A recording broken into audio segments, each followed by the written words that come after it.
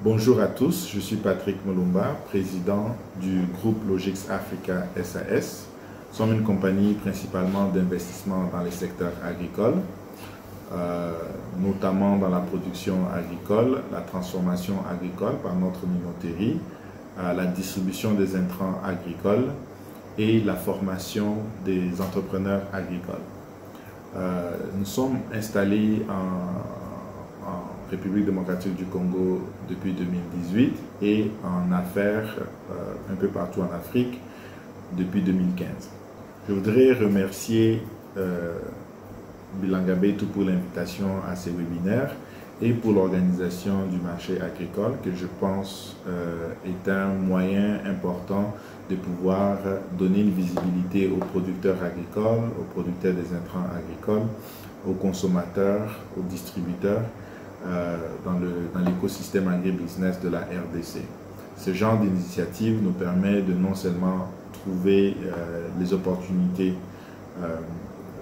de s'approvisionner localement pour des détaillants ou des distributeurs grossistes, mais aussi l'opportunité d'échanger entre différents opérateurs du secteur agricole en RDC. Pour le but de ce webinaire, je dois parler des forces, des faiblesses, des opportunités et des menaces dans le secteur agricole ou disons agro-industriel de la RDC.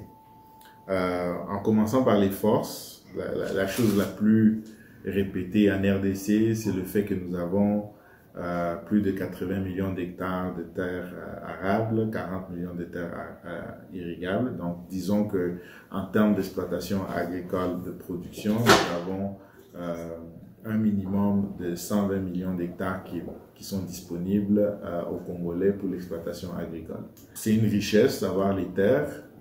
C'est une force que nous avons d'avoir des terres qui sont quand même assez, la composition du sol est assez propice à l'agriculture. La deuxième force que je peux identifier, c'est la jeunesse. 65% de notre population a 25 ans et moins. Ça veut dire qu'au niveau de la main-d'œuvre agricole, au niveau de l'innovation entrepreneuriale, nous avons la capacité d'assurer une pérennité de l'exploitation de notre secteur agricole.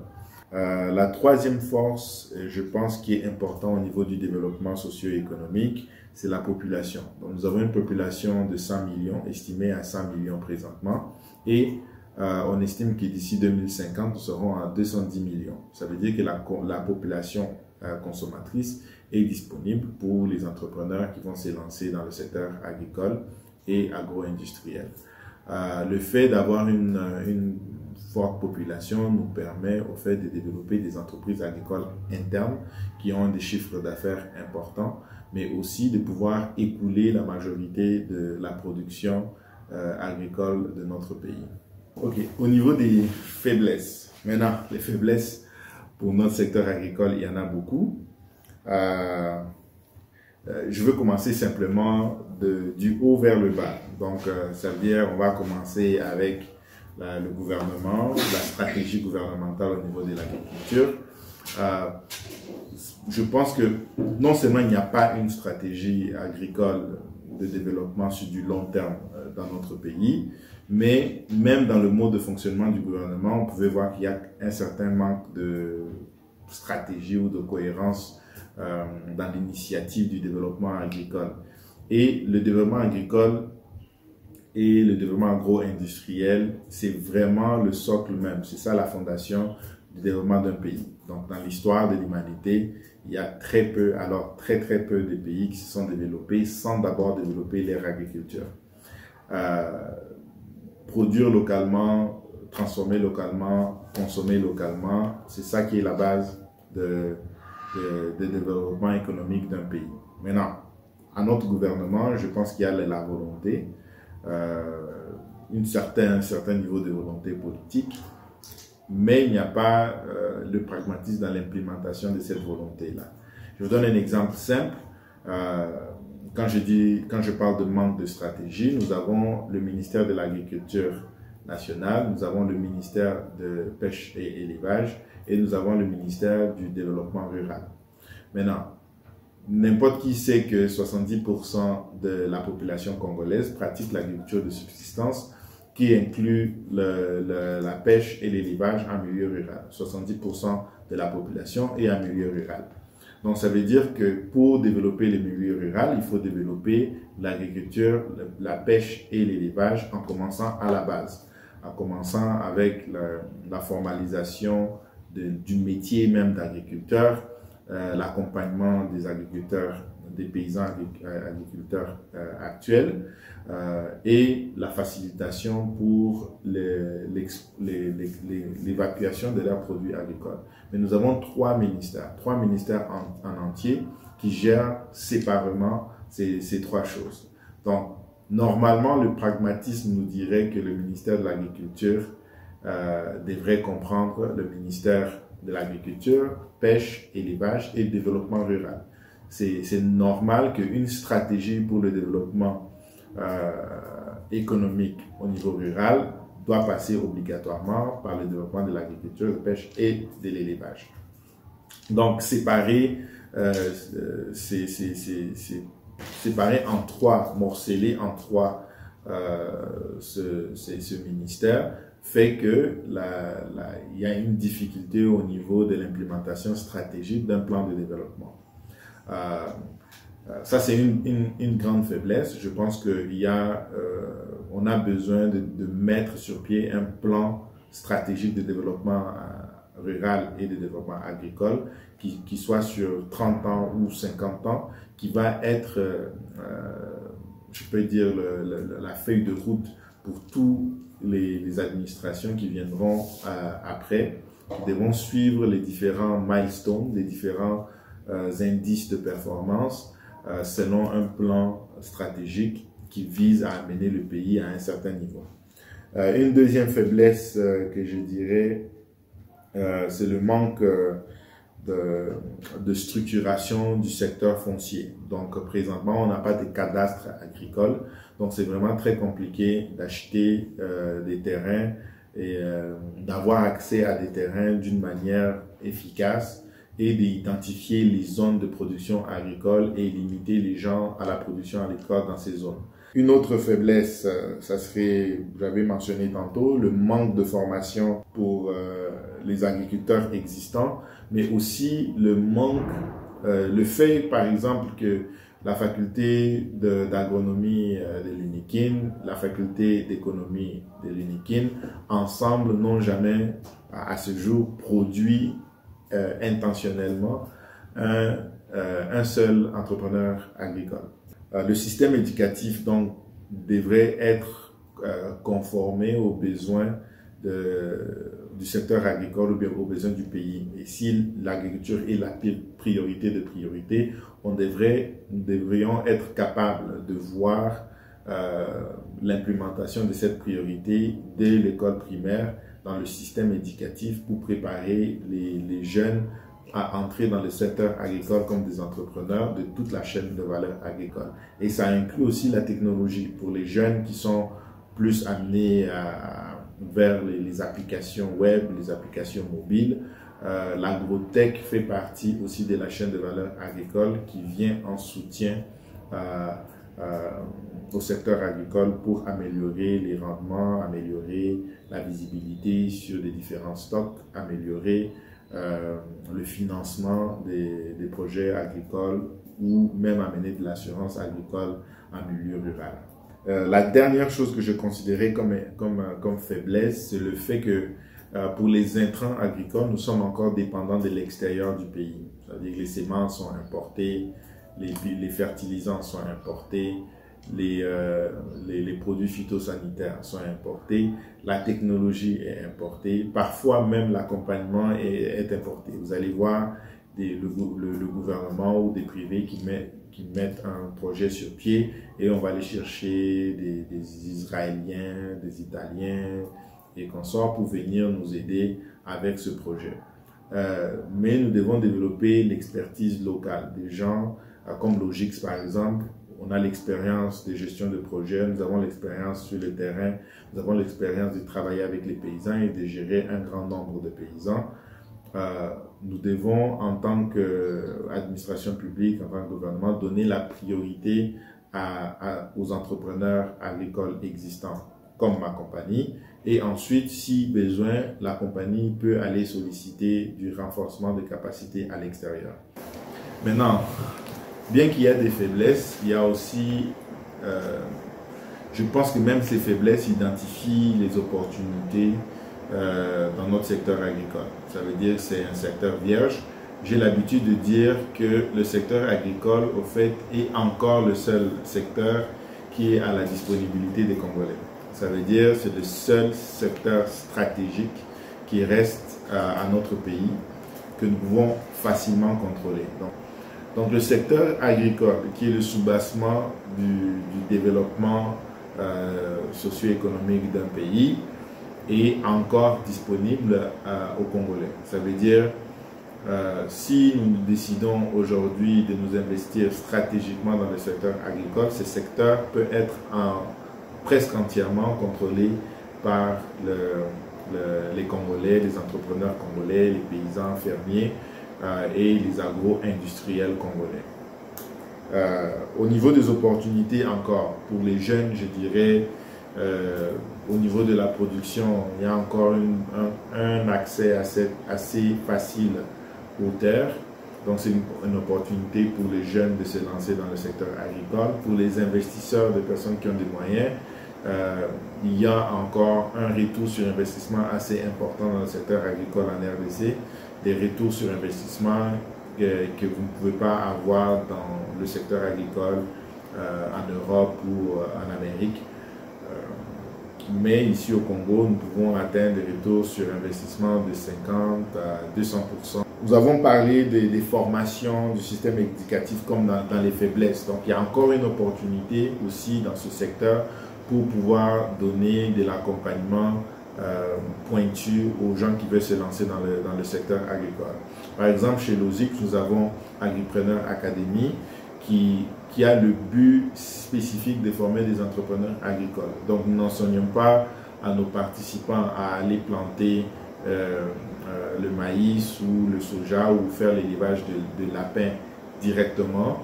Nous les accompagnons, nous les formons dans la stratégie d'installation d'une entreprise agricole, dans le mode de gestion, mode de financement et leur donner des notions de base pour pouvoir comprendre et avoir une conversation avec leur agronome. Donc nous encourageons nos participants dans la création de leur entreprise agricole de se faire accompagner d'un point technique par des agronomes. Donc il y a encore une opportunité pour des investisseurs de se concentrer du côté formation technique et professionnelle dans le secteur agricole. Donc les opportunités sont nombreuses, les challenges, les faiblesses sont aussi là, mais je pense que si nous regardons, nous utilisons les opportunités pour atténuer les faiblesses que nous avons, nous pouvons utiliser les forces pour saisir ces opportunités-là que la RDC offre dans le secteur agricole. Nous finissons la liste avec les menaces. Donc, les menaces, différemment des faiblesses, les faiblesses, c'est là où nous sommes présentement, qu'est-ce que nous avons à notre disposition, qu'est-ce que nous n'avons pas à notre disposition, comment faire pour aller chercher ce que nous n'avons pas, pour renforcer notre capacité d'intervenir dans le secteur agricole. Les menaces, par contre, je pense que sont à deux niveaux. Moi, je ne pense pas que l'importation, c'est une menace au secteur agricole. Je pense que l'importation est une conséquence du fait que nous n'avons pas développé le secteur agricole. Donc l'importation, le fait qu'on nous a envoyé des milliards et des milliards de dollars à l'étranger pour des produits bruts et des produits finis alimentaires, est un symptôme du manque de développement dans notre secteur agricole. Mais ce que je pense qui est une menace, qui est grandissante, qui avance, c'est la loi agricole. En fait, la majorité des gens ne comprennent pas les résultats ou bien les buts de cette loi. Ce que cette loi va, ce que la loi est en train de traiter être traitée au Parlement, Les résultats de cette loi, au fait, ça sera la facilité des investisseurs extérieurs de venir s'installer en RDC et surtout d'acquérir des terres en leur nom propre.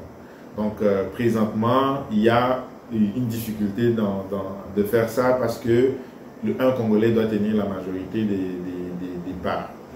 Mais aussi, l'accès à l'achat aux terres d'une manière légale est très compliqué. Donc, cette loi va changer cela. Mais, comme j'ai dit au début, au niveau des faiblesses, c'est qu'il y a un manque de stratégie globale de développement. Ce qui fait que nous avons tendance au Congo à aller chercher les solutions vers l'extérieur.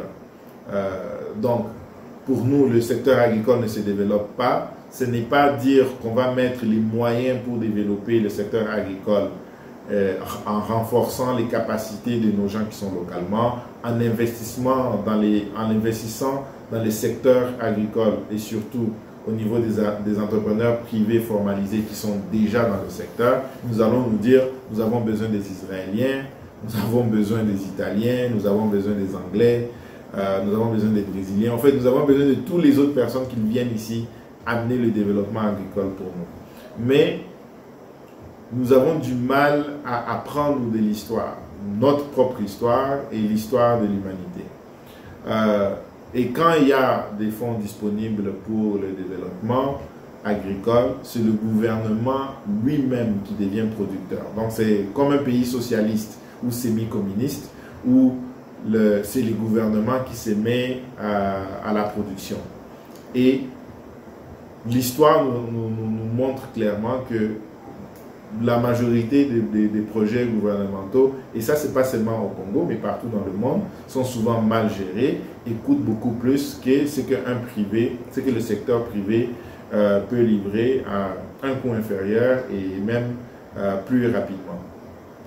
Donc la menace présentement, c'est notre stratégie pour le secteur agricole. Ça veut dire que nous voulons absolument compter sur l'extérieur. Nous voulons absolument sauter les préliminaires pour que quelqu'un vienne nous donner un projet clé en main. Ça veut dire qu'on va en Israël, on va contracter une compagnie qui va venir, cette compagnie va installer les serres, cette compagnie va installer les systèmes d'irrigation, cette compagnie va amener les semences. Même faire une partie du financement, c'est une clé à main. Et on va voir dans 2, 3 ans, 4 ans, même si le projet était supposé transmettre la technologie ou les savoirs, mais en réalité, quand le projet s'arrête, la majorité ou tous les partenaires et les employés qui étaient sur ce projet n'ont rien appris. Je pense que c'est parce qu'on n'a pas développé la connaissance, on n'a pas transmis l'intelligence d'une manière naturelle. Ça veut dire par l'éducation, par l'accompagnement, en partant de où le secteur agricole se trouve présentement et où est-ce que ça peut être dans 5 ans, 6 ans, 10 ans, même 30 ans. Donc souvent nos projets sont faits pour avoir des résultats d'impact visible immédiatement. Mais pourtant, pour arriver à avoir ces résultats d'impact visible, on doit couper toute la base agricole. On doit couper les paysans, on doit couper les entrepreneurs agricoles. On doit dire, nous-mêmes, nous allons faire le projet, nous allons mettre du maïs sur le marché et voilà, boum, on a un impact visible. Mais ce n'est pas quelque chose qui est durable. Si on veut vraiment développer le secteur agricole, nous devons commencer à la base avec l'accompagnement des paysans, avec les renforcements des capacités des entrepreneurs agricoles existants, avec un plan de fonds de garantie pour les entrepreneurs agricoles qui va faciliter le financement de ces entreprises-là. Et ce sont ces entreprises-là qui vont créer la fondation, le socle solide pour développer notre économie au niveau du secteur agricole. Et si le secteur agricole se développe, en général, c'est le pays qui va être sur la bonne voie pour pouvoir tenir tête aux problèmes qui nous arrivent au niveau alimentaire d'ici 2050, comme nous allons doubler la population du pays. Encore une fois, je voudrais remercier Bilangaya Beitou pour l'invitation à participer à ces webinaires. Je pense que ça devient très important que les entrepreneurs agricoles qui sont dans le secteur agricole les producteurs agricoles comme les fermiers et ceux qui produisent l'intrant, l'administration publique, le gouvernement, puissent avoir un cadre pour identifier les acteurs les acteurs dans le secteur, converser avec eux, comprendre les difficultés qu'ils traversent pour qu'ensemble nous puissions former une table de concertation coordonnée pour le développement de notre pays. Et je pense que c'est important, même si le ministère de l'Agriculture, le ministère de Pêche et Élevage, le ministère du Développement durable sont séparés maintenant, nous devrions créer une table de concertation entre le public et le privé qui vont regrouper ces trois secteurs, sans oublier le secteur de l'industrie, le ministère de l'Industrie, je veux dire, et le ministère des Finances, pour pouvoir trouver vraiment, mettre sur pied vraiment une vraie stratégie de développement agricole dans notre pays. Une stratégie qui va aller dans le temps. Une stratégie que chaque ministre qui va venir occuper ses fonctions, la fierté qu'il peut dire de son mandat, ça serait d'avoir accompli les index de performance de ce plan-là. Au lieu de recommencer à zéro avec son propre plan, son plan va être basé sur l'atteinte des objectifs du plan stratégique qui peut aller sur 30 ou 50 ans. Lorsque nous allons commencer à aborder la problématique du développement agricole de notre pays de cette manière, et je dirais même pour tous les autres secteurs de cette manière, nous allons être capables de pouvoir identifier la performance ou, je peux dire, la continuité du développement économique de notre pays. Mais tant que nous avons une stratégie déconnectée, le secteur agricole est déconnecté du développement durable, déconnecté du pêche et élevage, déconnecté du développement durable, de l'environnement, des finances. Si cette stratégie ne tient pas compte du fait que chaque morceau affecte l'autre d'une manière très importante, nous n'allons pas développer notre pays. Nous n'allons pas développer notre pays et nous allons nous retrouver, nous sommes déjà en crise, mais je pense que nous pouvons nous retrouver dans une situation encore plus précaire avec la population grandissante de notre pays.